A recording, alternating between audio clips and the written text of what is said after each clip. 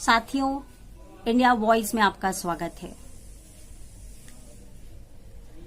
सोनिका आनंद के साथ मैं भारत की आवाज को एक नया आयाम देने के लिए इस चैनल का मैंने आगाज किया है।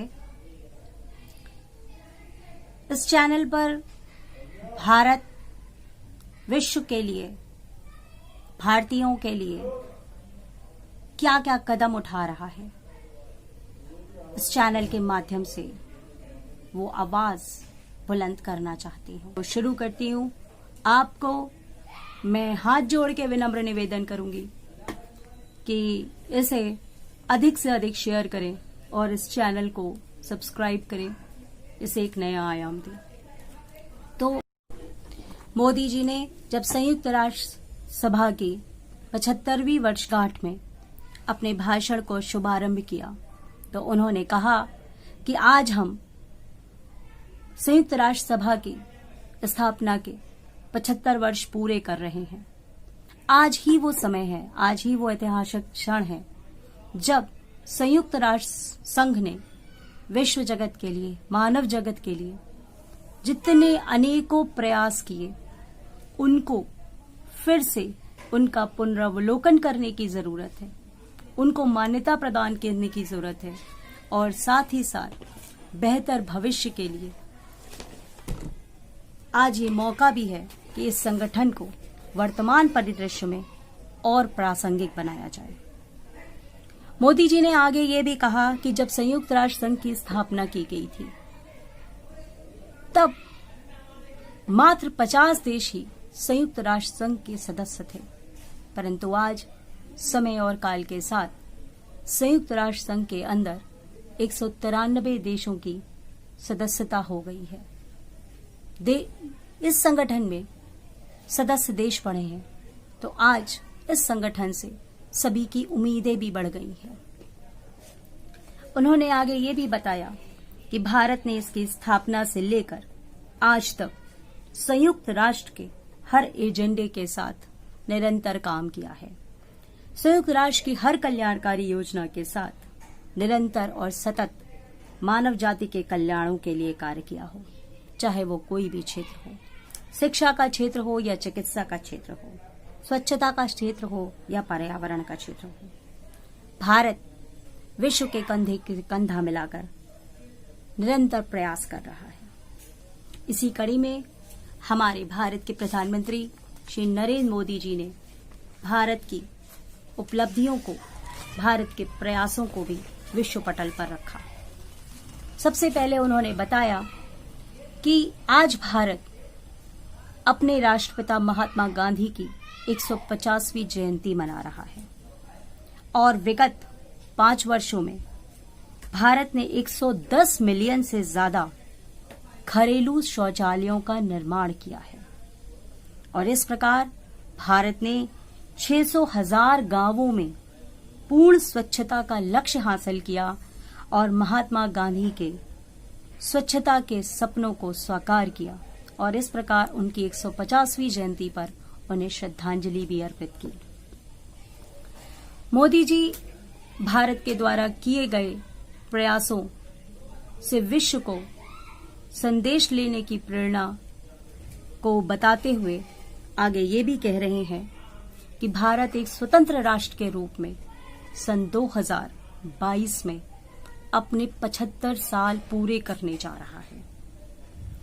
इसी कड़ी में भारत का एक लक्ष्य है कि सभी भारतीयों के सिर पर एक सुरक्षित और सुदृढ़ छत हो और इसी लक्ष्य की प्राप्ति के लिए भारत में एक कार्यक्रम चलाया गया है, सभी के लिए घर। और इस कार्यक्रम के तहत भारत 40 मिलियन नए घरों का बनाने का लक्ष्य पूरा करेगा। इतने घर विश्व के कई देशों में भी आज भी नहीं है। तो इस प्रकार भारत लगातार प्रयास भी कर रहा है, इसके साथ साथ नए भविष्य की तरफ, नई योजनाओं की तरफ भी निरंतर अपने कदम बढ़ा रहा है। प्रधानमंत्री नरेंद्र मोदी जी ने विश्व पटल पर इस बात को भी रखा कि डिजिटल क्षेत्र में, पावर ऑफ टेक्नोलॉजी के क्षेत्र में भी भारत ने लगातार अपने कदम आगे बढ़ाए हैं। उन्होंने विश्व जगत से साझा किया कि भारत में पावर ऑफ टेक्नोलॉजी के तहत 3 बिंदुओं पर कार्य किया गया है और किया जा रहा है। वो 3 बिंदु हैं: विशिष्ट पहचान संख्या, एक बैंक खाता और एक मोबाइल कनेक्शन। इसके तहत, इसके जरिए आज भारत में 700 मिलियन से ज्यादा लोगों को $150 बिलियन का प्रत्यक्ष लाभ हस्तांतरण कराया गया। यानी आज भारत एक डिजिटल इंडिया के रूप में भी विश्व के समक्ष उभर रहा है। इसके साथ ही साथ हमारे प्रधानमंत्री नरेंद्र मोदी जी ने यह भी बताया कि चिकित्सा के क्षेत्र में भी भारत लगातार अपने प्रयासों से आगे बढ़ रहा है।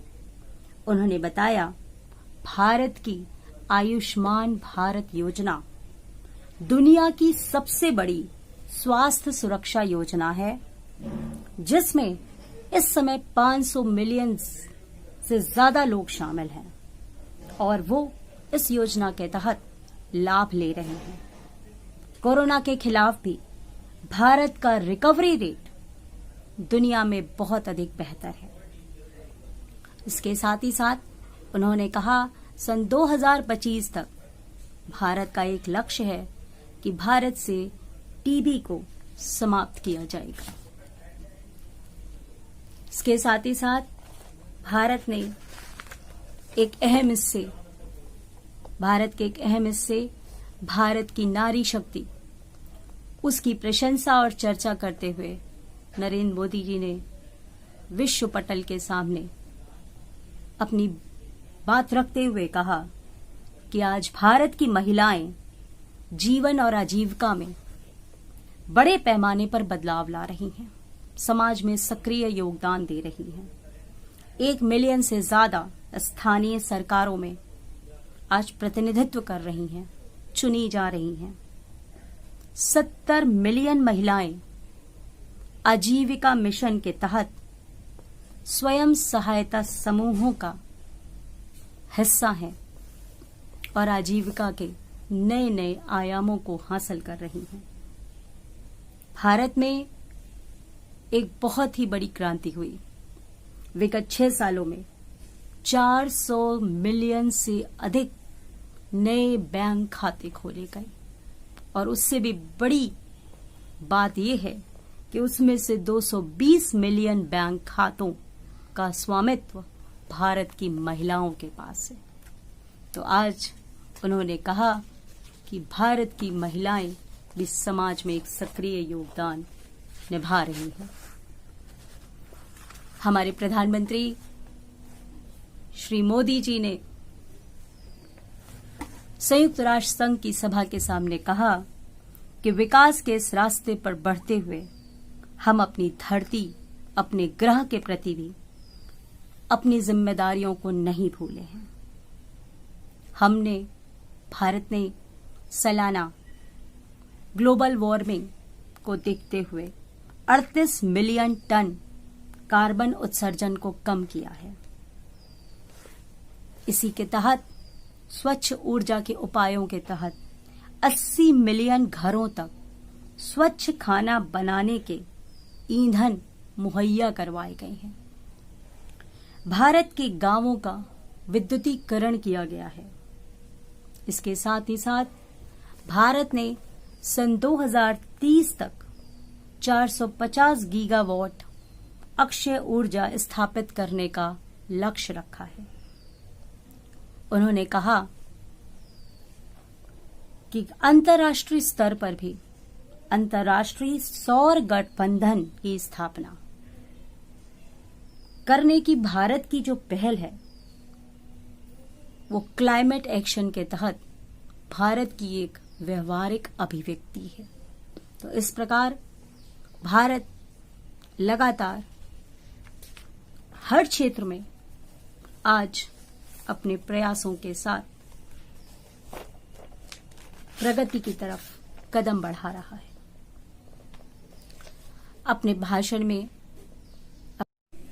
हमारे भारत के प्रधानमंत्री नरेंद्र मोदी जी ने इस बात को विश्व पटल पे रखा कि आज कोविड-19 महामारी ने सभी देशों की एक गंभीर परीक्षा ली है। भारत ने इस महामारी के खिलाफ सरकार और सिविल सोसाइटी दोनों ही मिलकर काम कर रहे हैं। भारत का हर तबका इस लड़ाई को मिटाने की एक जद्दोजहद में अपना हर प्रकार से योगदान दे रहा है। उन्होंने कहा, भारत ने इस महामारी को मिटाने की लड़ाई को एक जन आंदोलन बनाया है।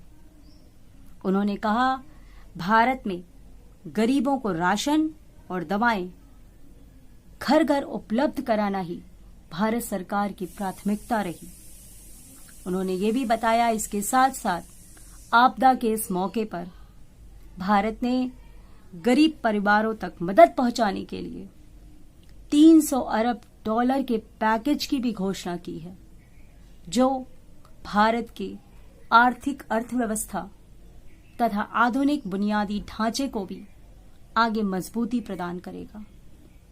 इसके साथ साथ हमारे प्रधानमंत्री जी ने इस बात को भी विश्व के सामने रखा कि इस महामारी के दौरान हमने न केवल अपने देश में हर प्रयासों को अंजाम दिया, इसके साथ साथ विश्व जगत में भी अन्य देशों को भी हमने कोविड महामारी के दौरान जितना प्रयास हो सकता था उसमें अपना योगदान दिया है। इसी सिलसिले में उन्होंने बताया कि भारत में न केवल अपने ही देश में बल्कि 150 से भी ज्यादा देशों को चिकित्सा तथा अन्य सहायताएं पहुंचाई हैं।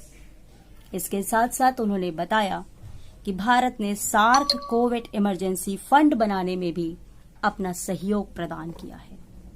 तो इस प्रकार साथियों, प्रधानमंत्री मोदी जी ने संयुक्त राष्ट्र सभा के अधिवेशन में भारत के द्वारा किए गए विश्व सभ्यता के प्रयासों की एक कड़ी प्रस्तुत करी।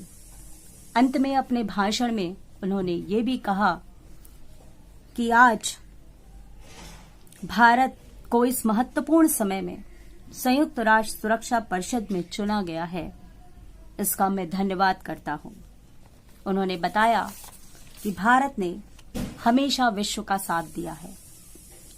हमने प्राकृतिक आपदाएं, चाहे वो भूकंप हो या चक्रवाती तूफान हो या मानव जाति की मदद हो, हमेशा भारत ने अपने हाथ आगे बढ़ाए हैं। उन्होंने कहा कि मूल रूप से संयुक्त राष्ट्र संघ की स्थापना युद्ध की विभीषिका से हुई थी। इसका निर्माण जब हुआ था जब द्वितीय विश्व युद्ध ने समस्त विश्व को अपने संकटों से घेर रखा था। आज 75 वर्ष पूरे होने पर आज समस्त विश्व में कोविड-19 महामारी के प्रकोप का विस्तार हो चुका है और ऐसे में आज संयुक्त राष्ट्र संघ के पुनर्जन्म और सुधार की प्रासंगिकता बढ़ जाती है।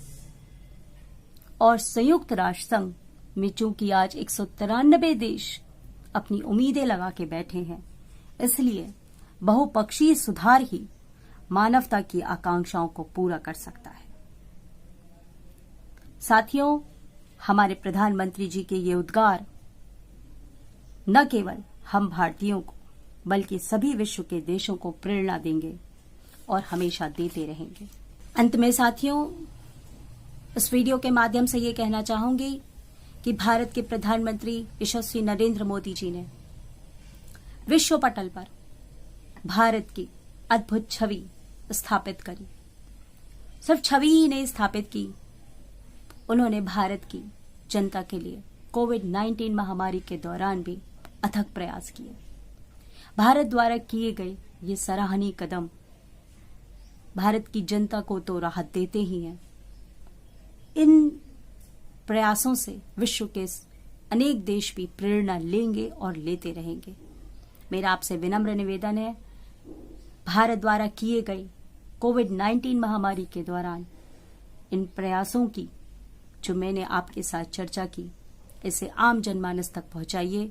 वीडियो को अधिक से अधिक शेयर कीजिए, चैनल को सब्सक्राइब कीजिए, जिससे इस तरह के पॉजिटिव जो प्रयास किए जाएं समाज देश में परिवर्तन लाने के लिए, मैं आपके साथ साझा करूं। जय हिंद, जय भारत।